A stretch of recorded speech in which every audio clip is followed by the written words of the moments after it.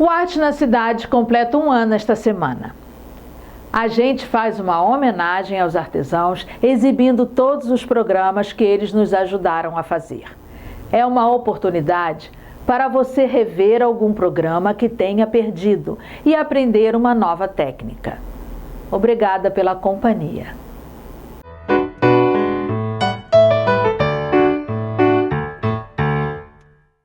E hoje trouxemos aqui na nossa mesa o artista plástico e professor de desenho, Heleno Lira. Tudo bom, Heleno? Tudo ótimo. O Heleno é responsável por essas coisas bonitas que vocês estão vendo aqui. E o que é que a gente vai fazer hoje?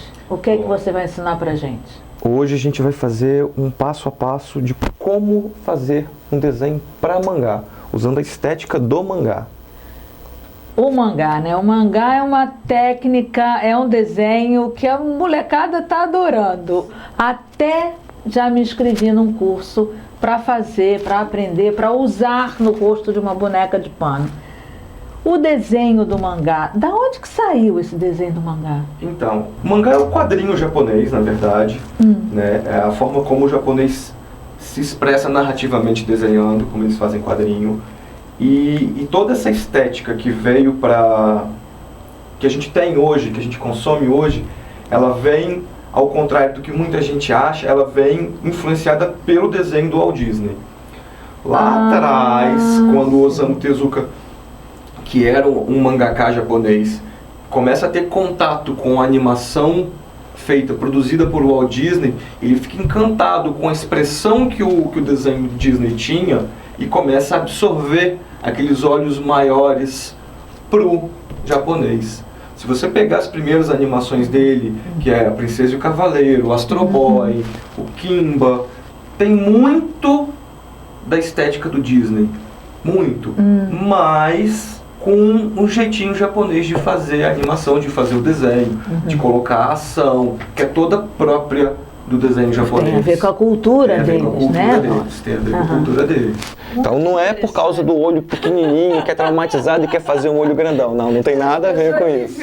Uma história não tem nada a ver com isso. Verdade. E o que a gente precisa para começar a desenhar, aprender a fazer mangá? Bom, a princípio, vontade.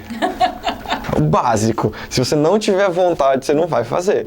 Mas a gente vai começar a trabalhar o mangá com um lápis F, um lápis 2B, quer dizer, eu vou usar aqui, vou mostrar como a gente vai usar.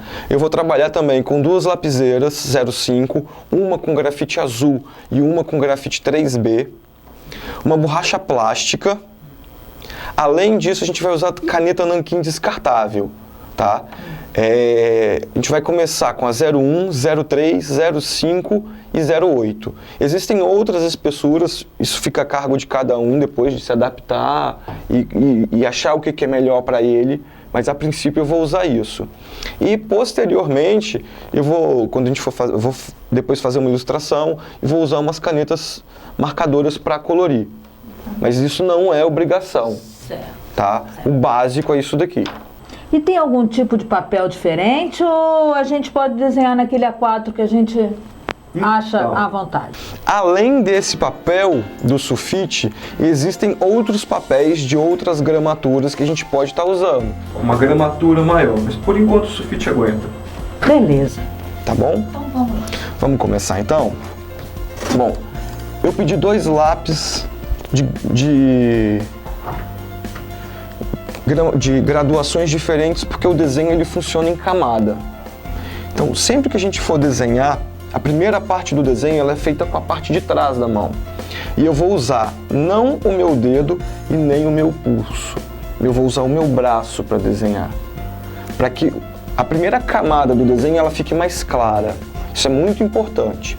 Então, a princípio, eu vou começar fazendo um círculo bem clarinho e vou cortar ele no meio. A partir desse círculo, eu vou fazer um oval. Então, eu vou usar borracha muito pouco agora, ou quase nada, porque quanto mais linha guia eu fizer, mais fácil para eu desenhar. Bom, Depois que eu fizer esse oval, eu vou dividir o desenho em 3 partes iguais, 3 partes e meia. E coincidentemente, a parte de baixo vai incidir diretamente sobre a parte onde eu fiz a junção do círculo com o oval. Ah, sim, a emenda. Isso. Então eu vou ter 2, 3 e meia. Então, meia parte, 1, 2, 3. Isso vai ser minha guia no desenho para que o desenho fique simétrico e equilibrado, certo? Bom, então essa é a minha base.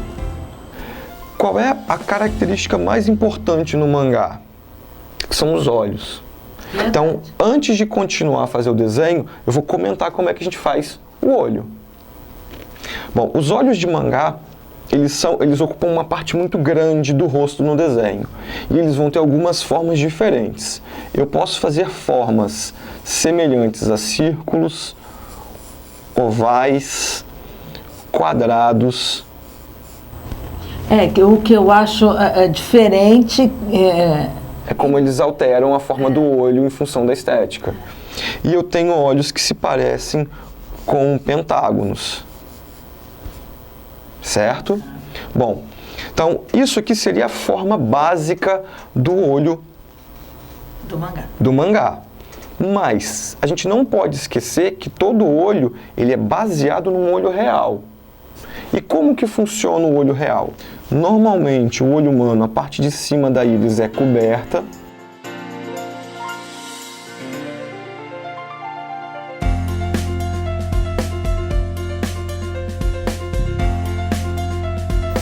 Depois eu venho para a parte inferior.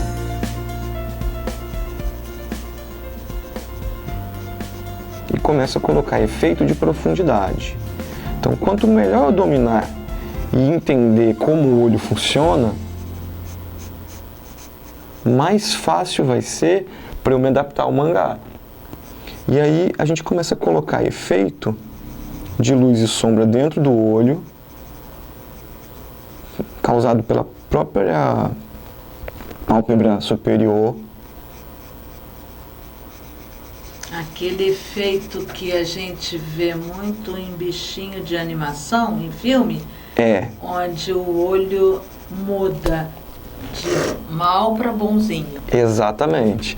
Então, assim, todo esse efeito que eu coloquei aqui, eu tenho que saber por que ele existiu para poder fazer o olho do mangá. E uma coisa que muita gente não percebe, meus alunos acabam tendo um pouco de dificuldade nisso, é na hora de você fazer a íris e a pupila. Quanto melhor você fizer a íris e a pupila, melhor sai o desenho. No mangá, uma coisa muito bacana é que esse cantinho do olho aqui, que no real são quininhas, no mangá eles ganham um distanciamento. Então, se eu vou fazer um olho arredondado para o mangá, eu vou seguir essa forma arredondada, vou marcar bem a pálpebra superior, o cílio no mangá ele é bem marcado, e essa partezinha aqui, ela não ganha linha, ela não aparece. Fica aberto. Fica aberto. E aí eu vou direcionar minha pálpebra, minha íris, de acordo com o formato que eu selecionei para o desenho. Se é um formato arredondado, a íris vai ser arredondada. Vou fazer o brilhinho, eu vou colocar 2 brilhinhos nesse aqui. Vou pintar a íris e depois vou projetar a sombra da pálpebra sobre o desenho. Tudo isso aqui eu vou pintar de preto. E eu posso colocar alguns risquinhos relacionados aos túbulos da íris. E sempre marco a linha de dobra da pálpebra. Para quem está começando, às vezes a gente olha assim, nossa, mas é muito difícil. Mas se a gente parar e olhar para o espelho... Ajuda. Muito. Muito. É a observação do espelho ou... Sim. De quem está do lado, sim. Né? Uma coisa que vai dando essas diferenças. Uma coisa que é fundamental para quem está começando a desenhar é copiar. Então, no princípio, quando você está desenhando, você copia muito. Os mangakas, eles trabalham em equipes. Então, você tem o desenhista, o roteirista desenhista, o autor da obra, e ele tem uma equipe que ajuda ele a cobrir desenho com nanquim, criar cenário. E quando as histórias são perto do real, na maioria das vezes eles vão tirar foto do lugar de verdade, vão colocar por baixo do papel e vão tirar o risco daquilo, para agilizar o processo. Porque o cara ele tem que entregar 20 páginas em uma semana. Exatamente. Então não adianta querer fazer tudo com a cabeça, que a cabeça não vai dar conta.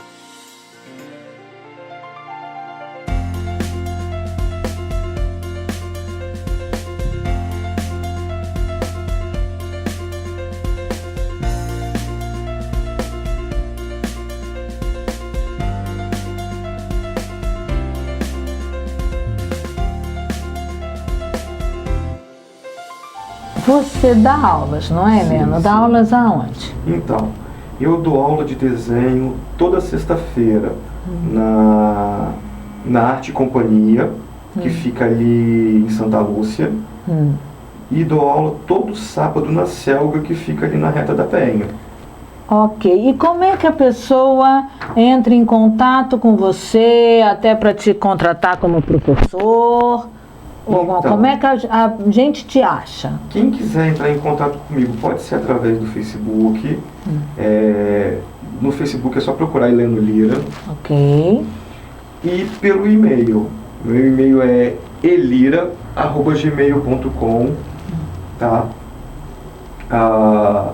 Pode mandar e-mail que eu encaminho o panfleto, o folder com todas as informações, tá, para as pessoas. E aí, se a pessoa quiser depois o telefone, eu passo o telefone também para explicar melhor como que ela conversa comigo. Bom, definido o olho, agora que eu já entendi como que funciona essa estética, eu vou voltar para o desenho. Certo. Bom, todo desenho de mangá, a gente vai, ou qualquer outro tipo de desenho, a gente vai começar sempre de dentro para fora. Se eu começo de fora para dentro, se eu defino a parte de fora, eu vou gastar muito tempo depois regulando a parte interna. Então é melhor eu começar pela parte interna e regular a parte externa depois, que é mais fácil. Ok. Bom,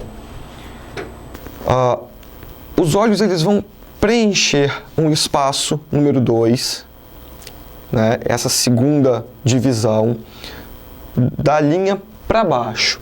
E eu vou dividir isso em 3 partes iguais.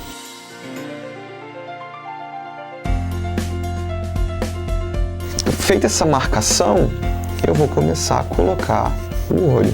Tem que tomar cuidado, tem que ter um pouco de prática para que os 2 olhos fiquem iguais.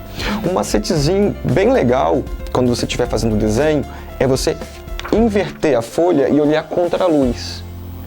Quando você faz essa inversão, você consegue perceber o que está errado no desenho, o que está desequilibrado o desenho. Né? Ó, nessa viradinha que eu dei, eu já percebi que esse olho ficou mais baixo do que esse. então eu já volto aqui. Bem legal esses pulos do gato, como eu chamo, né? Eles simplificam muito as coisas. E isso às vezes dificulta a compreensão do que você está vendo. Por exemplo, o nariz real, você tem que definir narina, fazer a lateral da narina, fazer o volume da frente do nariz, né, da ponta do nariz, colocar o volume da lateral do nariz, porque o nariz é a parte mais proeminente que a gente tem no rosto, é a parte que recebe mais luz, ela é volumosa, mas em função de receber muita luz, tem menos detalhe. Você não pode colocar muito detalhe, né? E aí o mangá ele resolve isso de que maneira? Transformando o desenho do nariz numa pirâmide. E essa pirâmide, para eles, tá ótimo como desenho. Alguns desenhistas colocam só 2 risquinhos aqui embaixo para fazer a narina. Então, nessa junção entre a segunda linha e a linha central, a gente vai marcar o nariz. E aí eu posso marcar o nariz só fazendo isso daqui. Que resolve muito, puxando agora, né, como a gente diz, a brasa para minha sardinha, o que resolve muito a situação de quem vai fazer o rosto de uma boneca. Quem faz boneca de pano, quem faz boneca de EVA, sabe o que eu estou falando. A grande dificuldade da gente é o nariz. Como fazer o nariz. Então, muitas vezes, quanto mais simples, melhor. Né? Se você pesquisar pelos bonecos de tecido japonês, as pelúcias dos personagens de mangá, eles não têm nariz. Não tem nem risco de nariz. É olho e boca. Quando tem boca, né? Às vezes é só o olho, porque a boca fica uma sugestão. Só sugere. Bom, depois do nariz, uma coisa muito importante, que ajuda a dar vida para o desenho, é você marcar a sobrancelha. E aí a sobrancelha, ela tem que seguir o fluxo do nariz. Se você seguir a direção do nariz, você vai achar aonde você vai começar a sobrancelha. Como no mangá a gente simplifica muito as coisas, eu não preciso fazer essa linha do outro lado, mas eu tenho que saber que ela existe aqui, para que a outra sobrancelha fique no lugar certo. Bom, como a gente estava conversando, a boca ela vai preencher no desenho realista o espaço que fica entre os olhos. No mangá também. E aí eu vou fazer meio, eu vou achar o meio entre essas duas distâncias, e isso aqui não é a linha da boca. A linha da boca está acima dela. Isso daqui é a parte final do lábio inferior. Certo. E para baixo dela, a gente marca a linha do queixo, se quiser. Isso daqui ainda não é minha boca. Uma coisa muito legal do mangá é que a gente define só os cantos. Vai fazendo um movimento para que as linhas se encontrem, mas elas não se encontram. Isso dá uma sugestão de delicadeza para o desenho. Exatamente. Deixa o desenho muito mais delicado. Certo? Bom, já defini a parte interna do desenho. Agora eu vou começar a parte externa do desenho. E aqui agora eu vou começar a definir a forma que eu quero dar para o meu desenho. Então, a curva que eu jogar de um lado, eu vou usar para o outro lado. Então é sempre importante eu marcar o desenho longitudinalmente para fazer um desenho equilibrado. Saber onde eu comecei a curva de um lado e aplicá-la do outro. Ok? Bom, no desenho real, no desenho realista, a nossa orelha ela compreende um espaço entre a ponta do nariz e a sobrancelha. No mangá, a gente vai usar isso também. Então, a minha orelha vai ficar dentro desse espaço. Eu vou usar uma forma que parece um C. Orelhinha é outra coisa, que quando a gente desenha sempre parece desproporcional à realidade. A gente ignora muito o fato de que a orelha normalmente é coberta pelo cabelo. Como eu estou fazendo o desenho de dentro para fora, eu não coloquei cabelo ainda, ele parece muito orelhudo. Mas quando a gente colocar o cabelo, já vai diminuir. Isso vai ajustar. O que torna a arte de desenhar um exercício de paciência, porque você tem que esperar chegar no final para ver e não sair apagando, como a maioria faz. Não adianta, né? Quem está correr. Começando faz muito isso, apaga porque saiu errado, apaga. Não adianta querer correr. Esquece a borracha, né? Eu usei a borracha 2 vezes. Até agora eu usei 2 vezes. Eu estou colocando camada. E é isso uma coisa que a maioria das pessoas que está começando a desenhar não tem paciência. Não tem paciência para fazer, tá? Tem que ter paciência e ir colocando camada. Errou, conserta. Se você apagar para consertar, você perdeu a referência. Eu tenho o volume da minha cabeça aqui, personagem, e essa última marcação que eu tenho aqui, ela não está aqui à toa. Essa marcação ela é a marcação da linha do cabelo. E aí existe um padrãozinho aqui. Eu tenho um padrão de contorno de cabeça, que o cabelo faz na cabeça, que é um padrãozinho que parece um M. É um Mzinho bem sutil, mas ele existe. E depois ele desce em direção à orelha. Esse é o padrão que o cabelo cresce na nossa cabeça. Certo. certo? E a partir dele que eu vou pensar o cabelo. Porque o que acontece? Como o cabelo é a moldura do nosso rosto, eu tenho que entender como ele funciona. E como que o cabelo funciona? Ele cresce para cima e aí, em função do peso, ele desce. Certo. Ok? Então agora eu vou definir aonde fica a linha de divisão do cabelo.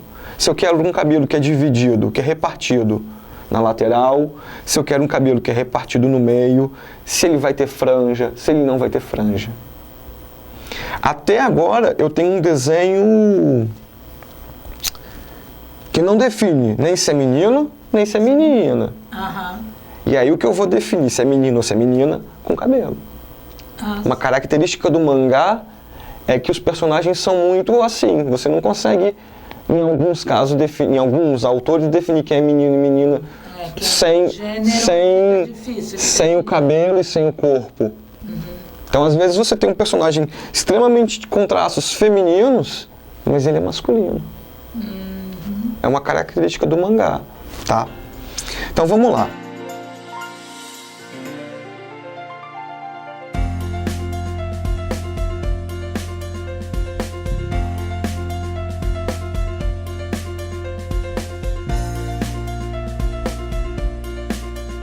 Bom, uma outra coisa que diferencia menino de menina é o pescoço.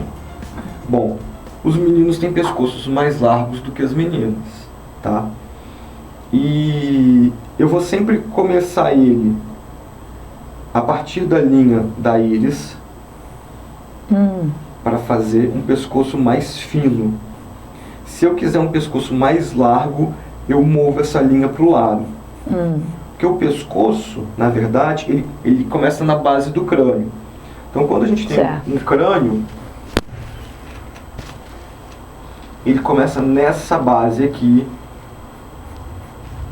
que fica abaixo da orelha. Ele começaria aqui assim, abaixo da orelha, tá? E aí, dependendo do gênero, a gente vai fazer ele mais fino ou mais grosso. E um truquezinho que deixa o pescoço mais longo e mais fino é a gente produzir a linha da jugular, que vai até onde começa a clavícula. Isso ajuda a estreitar e alongar o pescoço. E sempre colocar a sombra que o queixo produz sobre o pescoço para diferenciar o plano do pescoço do plano do rosto. Bom, bacana. A minha franja já está marcada, eu já fiz um monte de linhazinha. Essas linhas elas vão me orientar agora na próxima parte. E agora eu posso fazer duas coisas. Eu tenho duas possibilidades. Eu posso ir para o grafite 03 e fazer uma arte final com o grafite, e posso usar o nanquim, tá? São técnicas diferentes. O grafite azul eu não usei ele ainda. Para que serve o grafite azul? O grafite azul ele vai ter a mesma função do lápis F, só que com uma diferença. O lápis azul, quando você vai fazer uma digitalização, o scanner não capta ele. Todos esses materiais é de fácil acesso no mercado aqui, né? E esses são bem comuns, a gente acha em papelaria especializada em desenho, que tem aqui em Vitória, em armarinho, em papelaria. A gente acha bem tranquilo isso, não é muito complicado não. Como eu defini que é uma menina, eu vou começar agora a melhorar a definição de que ela é uma menina. Então eu vou usar um nanquim. A primeira parte do desenho eu fiz toda segurando um pouco mais atrás. Certo. Essa parte é uma parte que precisa de precisão. Como ela precisa de precisão, eu tenho que ir para frente. Então agora eu não trabalho só com um braço. Agora eu vou trabalhar aqui. Entendi. Eu preciso de precisão. Então agora eu vou começar a colocar detalhe no meu desenho. Eu estou usando uma caneta 01 para a parte interna do desenho, onde eu preciso de um pouco mais de detalhe. E a hora que eu for para a parte externa, eu vou mudar de caneta. Então, quanto mais detalhe, mais fina a caneta. Menos Entendi. detalhe, mais grossa a caneta. Até porque o traço no desenho, a linha, ela mostra coisas que a gente não percebe, mas a gente compreende. A linha, ela tem dimensão. Tem. E essa dimensão, ela dá volume para o desenho. Isso é importante na hora que você estiver desenhando, saber usar a dimensão dessa linha. Aqui eu preciso vir um pouquinho para mais perto do desenho. Você também faz oficinas de desenho, Helena? Como assim, oficina de desenho? Aulas quase particulares, aulas em situações assim de escolares ou situações encomendadas ou workshops. Então, eu já participei assim, né? Aula particular eu não dou porque eu tenho outros trabalhos. Então, particular é bem complicado para mim. Não é nem por questão de tempo mesmo. Certo. E normalmente eu faço eventos e workshops específicos. Certo. Tá? Inclusive dias 18 e 19 vai acontecer em Vitória.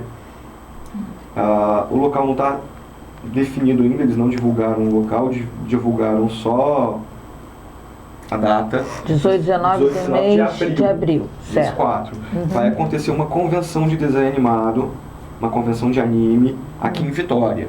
Bom saber. O Anime Dark. Esse é temático sobre vilões. Toda edição do Anime Dark, quem cuida da área de desenho sou eu. Então a gente reúne artistas de Vitória que trabalham com ilustração. Então eles vão lá expor o trabalho deles. Eu também estou lá expondo o meu trabalho. Bacana, pra gente conhecer, né? Muito bacana. Quem trabalha com essa área de Vitória. A gente faz workshop com o pessoal, faz palestra, faz bate-papo. O pessoal que está lá expondo é um pessoal que gosta de conversar, né? E a gente também faz concurso de desenho nesses eventos. Bacana! Fora isso, às vezes a gente participa de palestra em empresa, em escola.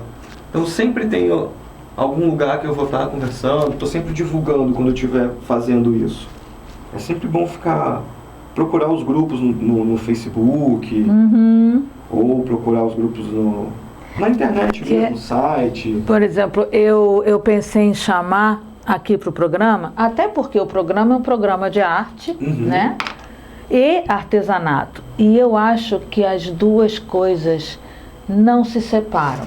Não. É uma opinião minha. A partir do momento que você está fazendo sua arte, você está fazendo seu artesanato. Né? A partir do momento que você tem que repetir um desenho para vender, você está fazendo um artesanato. Né? Bom, independente dessas definições, eu acho que tudo é utilizado. Se eu estou fazendo um artesanato e eu conheço uma técnica de desenho, aquele meu rosto vai sair muito melhor, o meu desenho vai sair melhor. Então tudo é aprendizado. Né? O artesão, ele tem que conhecer técnica de desenho, ele tem que se aprimorar. Sempre, sempre. Isso é importante. Qualquer um. Ele pode mexer com madeira, se ele for fazer uma colher de pau de madeira. Se ele tiver noção de desenho, aquilo vai virar uma obra de arte. Assim, eu acredito que o desenho é base para muita coisa. Muita coisa. Tem muita gente que podia desenvolver um trabalho muito melhor se dedicasse um pouquinho mais ao desenho. Até porque desenhar é entender aquilo que você está vendo.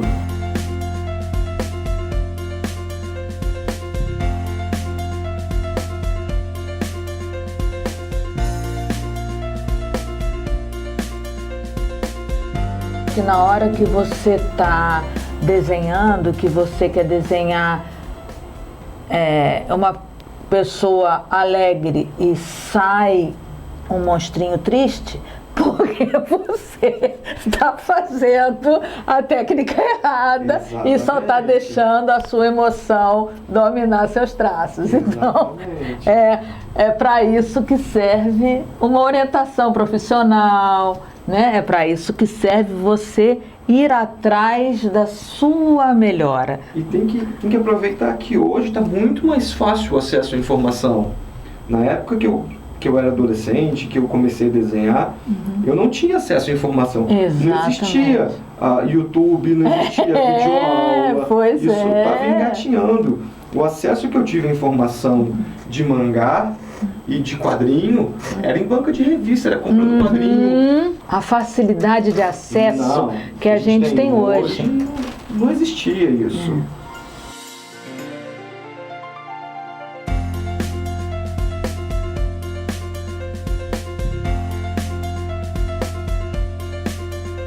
Hoje a gente tem aula, hoje eu dou aula, né? Acho que é muito em função de não ter tido um professor. Eu só fui ter aula de desenho mesmo efetivamente quando eu entrei no curso de artes na UFES. E eu já cheguei na UFES sabendo desenhar. Desenhava, já tinha publicado o quadrinho já quando eu entrei na UFES, já tinha trabalhado para editora. Então, eu aprimorei. Meio caminho estava andado. Aprimorei na Uhum. UFES. Mas professor particular eu não tive acesso.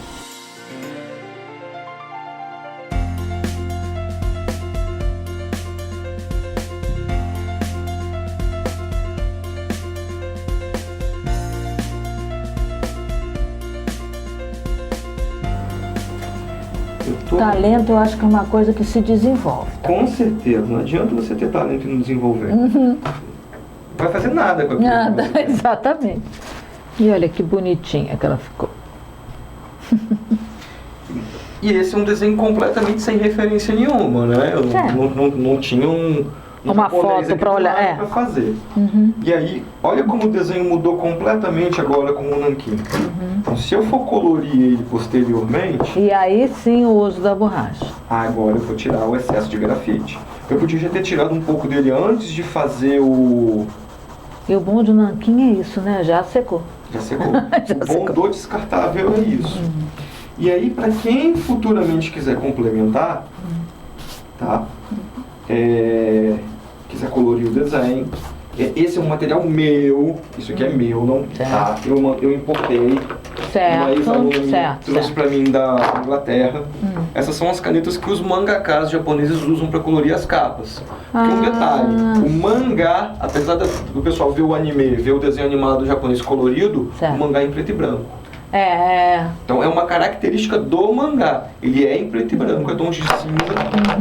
Eles usam muito retícula e as capas são coloridas. E alguns mangás, quando saem em volume especial, as 4 primeiras páginas também são coloridas. Depois o resto é preto e branco. E aí eles usam essas canetas para colorir, que são marcadores. Elas são à base de álcool. Então ela penetra muito no papel, ela vaza demais. E ela tem uma pontinha bem flexível. Parece um pincelzinho. E uma outra característica dessas canetas é que quanto mais tinta eu ficar colocando aqui, mais escuro isso vai ficar. Entendi. Tá? Começa a fazer uma coloração. Eu começo fazendo sempre um pouco de sombra com cinza. E não só o mangá você ensina várias técnicas de desenho, né? Uma coisa legal é que eu falo que eu não ensino, eu ensino desenho, vou fazer você pensar desenho. Seja mangá, seja comics, seja realismo, seja aquarela, o que for. A gente vai conversar sobre desenho.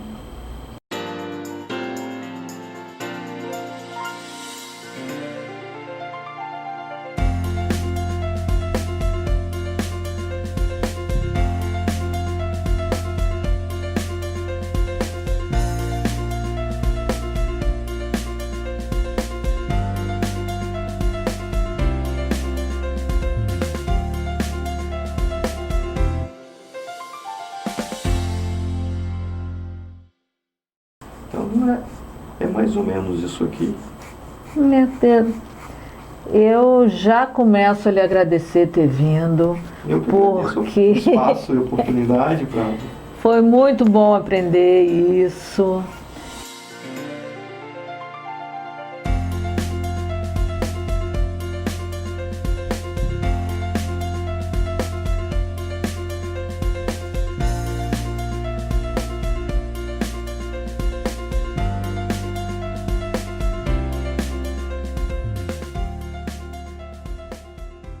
Olha que linda, levanta ela aí para o pessoal ver, que tá muito bonito mesmo, muito bonito. Então, quem quiser aprimorar o traço, quem quiser, até mesmo só fazer uma conversa, entre em contato comigo, eu passo direitinho como funciona a aula, tá? A pessoa pode fazer uma aula experimental. Muito bom. O que a gente fez aqui hoje foi uma coisa muito rápida. Claro, até pelo nosso tempo aqui, Exatamente. com certeza. Para fazer uma ilustração certinha, redondinha, igual tem aqui na mesa. Igual nós vamos mostrar. É 2 dias de desenho, no mínimo, para você ter uma ilustração bem feita. Então, tem que ter essa consciência de que desenho é uma coisa que a gente constrói. Isso aí foi para mostrar a gente que o começo é fácil, que a gente pode tentar. Sim, né? não é impossível. E pode utilizar em várias situações. Sim, sim. Helena, eu te agradeço muito, agradeço tua presença aqui, a paciência, né, de explicar pra gente.